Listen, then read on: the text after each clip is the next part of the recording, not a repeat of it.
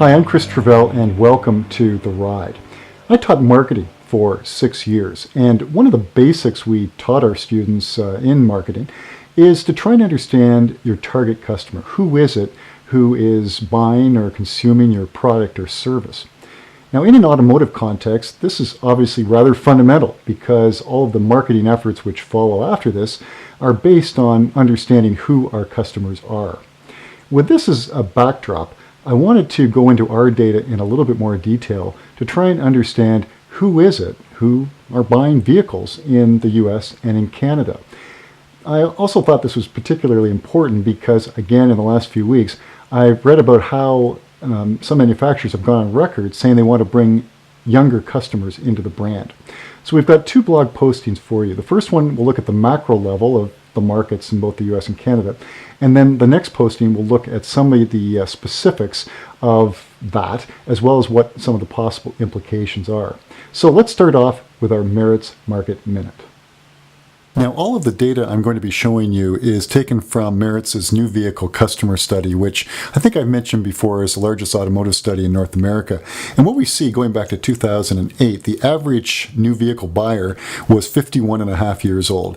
Now, in 2012, it's 53.2. And that's a significant difference, statistically significant. American car buyers are getting older. In Canada, we see a similar picture. In 2008, 50.2 was the average age. Now, in 2012, 50.9. So Canada too is getting an older new vehicle buyer. Now, I just mentioned that many manufacturers have stated that they want to try and bring younger customers into the brand.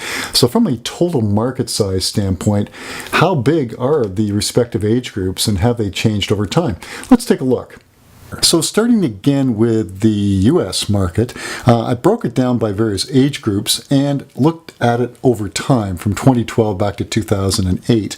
And what we see was in 2012, only about 3% of customers are under 25. About 11.5% are 25 to 34. So between those two groups, only about 15% or so are under 34 years of age. Not a large portion of the pie when we look at the total market. And again, in Canada, we see something similar, where only about 4% of customers in 2012 were under 25, about 12 or so percent 25 to 34. So again, as we saw in the US, not a big portion of the market is in that 34 and under age group.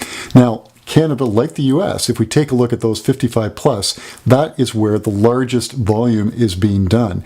It's the older customers. It's not necessarily the younger ones. So certainly that's something to keep in mind. So what does this tell us? Does this mean that we disregard younger customers completely? Now, I don't think it says that. Because we always have to have those younger customers coming into the brand to keep the brand fresh and prevent it from dying. But I think one of the implications is the realization that in sheer numbers, in sheer mass market size, older customers tend to buy more new vehicles at greater rates and in sheer numbers compared to younger customers.